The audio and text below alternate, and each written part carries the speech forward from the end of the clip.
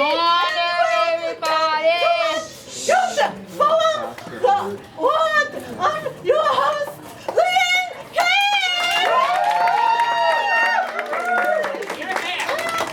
Here are 13 that course follow me. We have one for jokes doing the highest.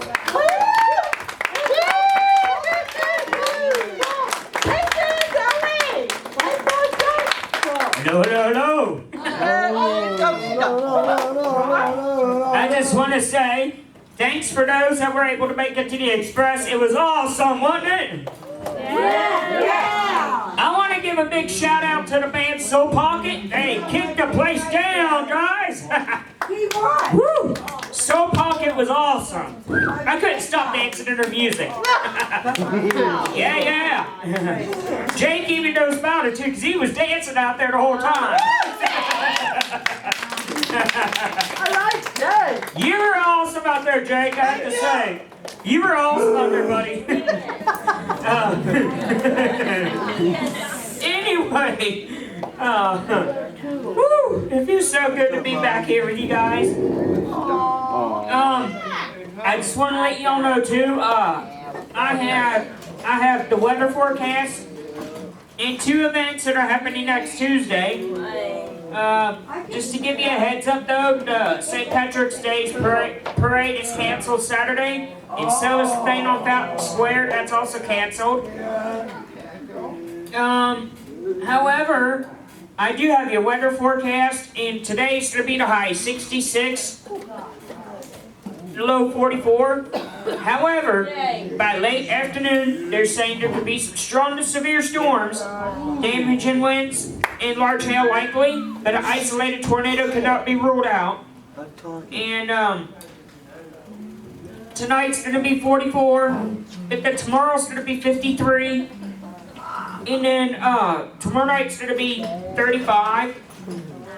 However, after the storms pass tonight, it's going to be partly cloudy. And then Saturday, it's going to be the high 42 with a low 33, but a chilly rain for that day. And then Sunday, partly cloudy, a high 48, low 33. And Monday, 60 degrees. And then, the temperatures go up by Tuesday and Wednesday to the mid-60s by Wednesday, but the rain returns for Tuesday and Wednesday. And I just want to say to you guys, that's your week ahead weather forecast. And now, you all know that next Tuesday's Ohio's primary. So for those people that live in Ohio, get out there, do your civic duty, and, participate in the Ohio primary. And then the next one, Tuesday is St. Patrick's Day, so be sure you wear green. Be sure you wear green and celebrate your Irish tradition if you're not Irish. So anyway, that's the 2 events. And before I kick it over to Leanne, we have a person in the audience that was a big helper with the dog adoption event on December 20th. It's Billy Hammond's. His birthday's tomorrow, y'all. So yeah. Anyway, it's going to be a pretty good day tomorrow for his birthday, even though a little bit on the chilly side, but hey, otherwise it's not rainy or snowy, so hey, I think he'll take it, and I think he'll take that, so anyway, guys, since we're on a time crunch, I'm kicking it back to Leanne. Thanks, guys. Love you guys.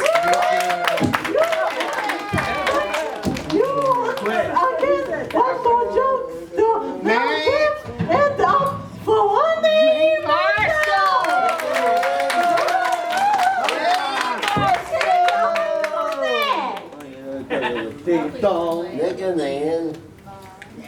Number 15, number base catchers at 9 p.m. Sarah is out of the tournament. Northern Kentucky will play in March cosmetics, summit, a steak face, I do, at 6 p.m. Number 8, Kentucky, face, Tennessee or Alabama, at 1 o'clock tomorrow. Backups, face, USF or UCF, 1 o'clock tomorrow. Night for sports, go back to me.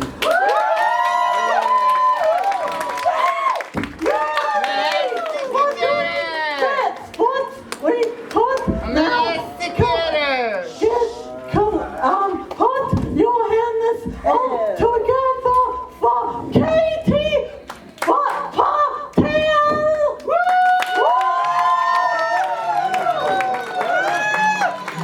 Katie, nice to see you.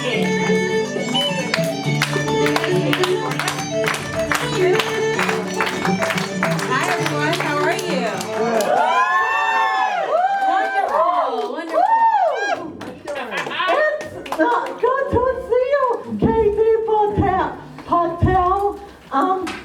Now let me ask you a question.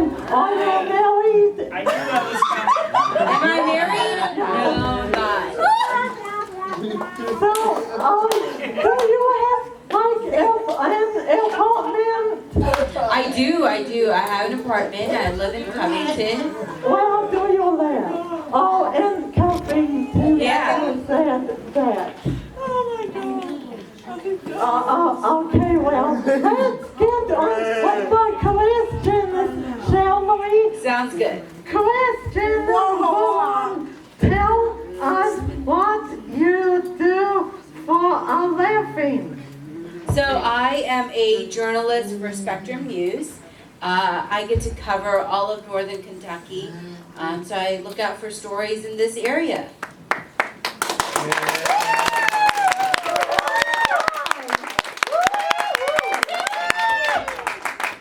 The latest story, well, the coronavirus, anything and everything that's going on with that. I'm sure you guys heard last night, basketball games got suspended. I heard that no spectators are going to be there. Just That too. I did not hear of any basketball games canceled, but I heard that some, like Highland, like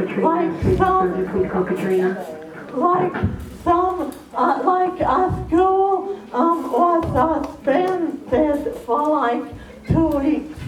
Yeah, so Boone County made the decision to do non-traditional instruction. So teachers will be there to be able to, be on demand, available for students, but students will be at home. So yeah, a lot of schools in this area are making those decisions because this is something that's spreading very rapidly. the students are going to be doing their work from home, so. Right. It's what I heard. Mm-hmm. Sorry. That's okay, like the jokes. Well, excuse you. Question number 2 is, what are some of your assignments? Well, I get to do a wide variety of stories. I get to go into schools. I get to go to courthouses. I get to go to people's homes. So the story can be anywhere, and I'm usually there covering it. Just last week, I got to go to Augusta, Kentucky. There is a house that used to be Rosemary Clooney's house. Rosemary Clooney is the aunt of George Clooney, if you guys are very familiar. And there's a museum that houses all the dresses and the attire that she wore on set. So that was pretty cool to go check out. Okay, cool. Let's get for a big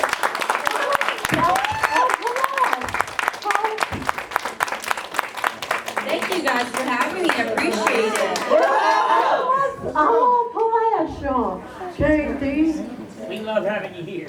Now, question number 3 is, when did you start at a Spectrum? So I started at Spectrum in December, and it's funny because I moved out of Texas, and it took me a whole day just to get out of Texas. But as soon as I got out, I was able to knock out every state because, again, like when you're going from Tennessee or Arkansas, it's just shorter drives. But yeah, December is when I started here. Oh,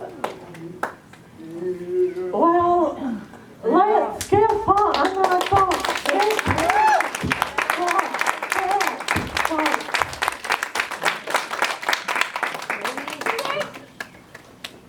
And, well, I started when I was only 18 months old, so that's pretty cool. Anyway, what the question number 4 says, what is the toughest part of your job? Oh, that is a tough question. I think it changes every day. You get to do some really, really dangerous stories right now, or just very serious stories. Like right now, the coronavirus. I went to Indiana just a couple of days ago. That's where the first patient was confirmed and tested positive. And so you see just the realities of what's going on in every town. I think that would be the toughest. And then the long hours will also get to me. That's good. I heard that 9 people that died from that coronavirus, and only 2 people are like in the hospital, I think. No, absolutely. And that what's the truth and reality about that is it affects people's lives. I think that's the toughest part of the job because you see it firsthand how everybody's life is changing every second, every minute of the day. Okay, well, I'm glad I don't have the coronavirus, not yet. Me too. I'm glad you don't either. Not on wood. Yeah. Done. Question number 5 tells us, how do you decide what to report on? Well, I think there's multiple factors that go on. What's going on nationally, what's everybody talking about. The other part we look at is just having discussions with my colleagues, my editors, just some of the things that are happening nationally, locally, and even statewide. Try to do stories that focus on just statewide impact. But I also like to just talk to people. A couple of weeks ago, it seems I came here and talked to the weather jokester, and just some of the things that he's passionate about. So that was cool. It's just what's going on in the media community, and then doing stories that apply throughout the state.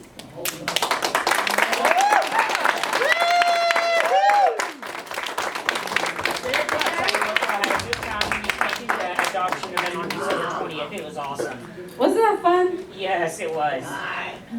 Yeah, and we had 2 dogs getting married on one of our talk shows, which is pretty awesome. That is very cool. And now for the next question, you were a teacher in Texas. What made you switch careers to a TV? You're right. I was a teacher. I taught early childhood, which is 3 to 6-year-olds. And when I was working as a teacher, I also went to university for my own education. And when I started writing for the college newspaper, that's when basically I started realizing I wanted to do this, be able to meet people, talk to them, and then share their stories. So after I graduated college, I actually took care of my dad's health for about 3 years because he wasn't doing well. And then about 5 years ago, I started doing this. It was something I told myself I just have to do because I have a degree in it, and I love it.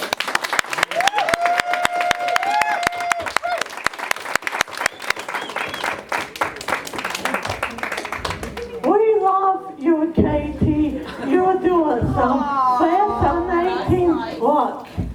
Thank you. That's very kind of you. Yeah, you do, and I love the stories that you report on, especially when you got me eating Laura's food that one day. Oh, did you do that? Was that you? Yeah. We came in the cafeteria, right? Yeah, you did. You had that big camera system of yours. I remember. I do too. Now, settle down. I love you, Katie. I'm sorry. Question number 7 is how hard was it to make the change? Thank you. For that. How hard was it to make the change of the career? Yes. That's a good question. I think when I was teaching, I was interacting with students, families. I had a good routine. When I started this job, I had to learn everything from ground up. And I was 29 when I started, so I was doing everything behind the scenes. I didn't know how to edit videos when I started, but I started as a digital producer. They hired me to do video editing, and then from those simple basic steps, I learned all the steps in the newsroom, and then just worked myself up. It wasn't an easy change, but I made it work.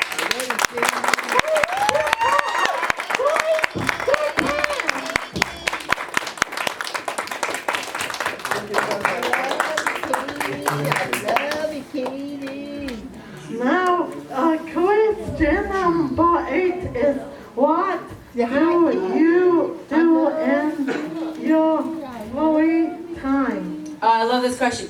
I love to cook. I love to try making new dishes. Sometimes they don't turn out really well, but many times as I practice more and more, they get better, and I like to bring those dishes. I might bring it at work. My coworkers may have it, to my friends, anybody. I love cooking. I love you, Katie. I love you, Katie.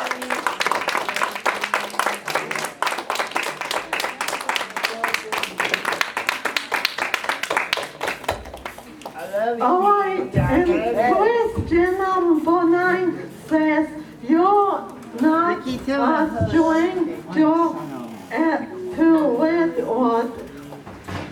Tell us your thoughts. You're right, I'm not a stranger. I think I've been here maybe 4 or 5 times. My first story was actually here at Redwood when I started this job. So it's I got to learn what you guys do here, which is awesome. Just some of the services that happened. And so I just like to just be in connection with you guys and just come here. I love you.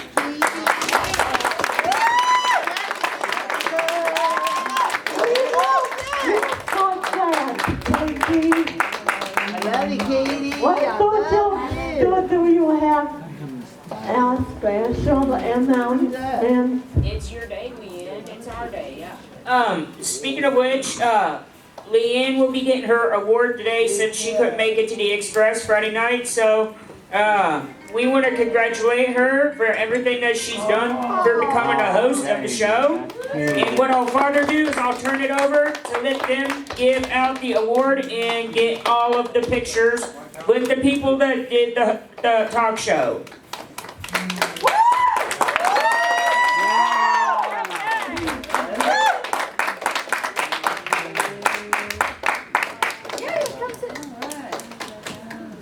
Oh, it's nice to sit.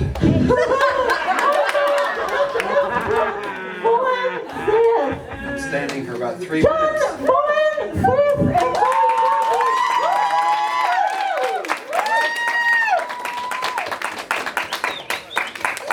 So, Friday night at the Express, in front of about 600 people, we had 3 special guests, right? So Ronnie was there, Scott was there, David was there, and the weather jokes was there. But we were missing one special guest. So today I'm here. I'm glad. I think your aunt and mother are here. Is that right? Wave your hand. Right.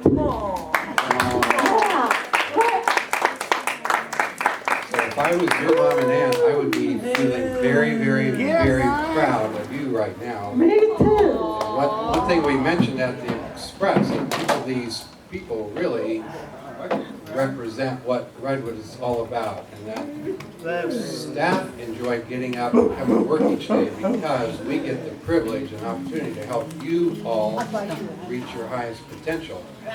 And it's different for each person, isn't it? Yeah. It's different for you, or Scott, or Ronnie, or David, or the rest of the people here. So we want to recognize what you have done and how you have blossomed in hosting this talk show over the past year and a half or 2 years.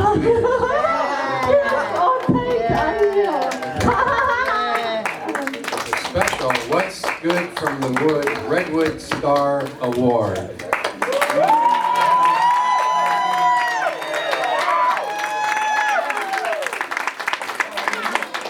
Something tells me you might have something you'd like to say. Yes, I would like to say, I would like to thank my uncle, my aunt, my uncle Chester, my aunt Sharon, and my mom for I especially want to thank her and dad for having me, and I want to also thank my first cousin because he could not make it today like my uncle. So, hi, Uncle Chester. Hi, Danny. I love you guys both. Okay, congratulations to all of our award winners this year.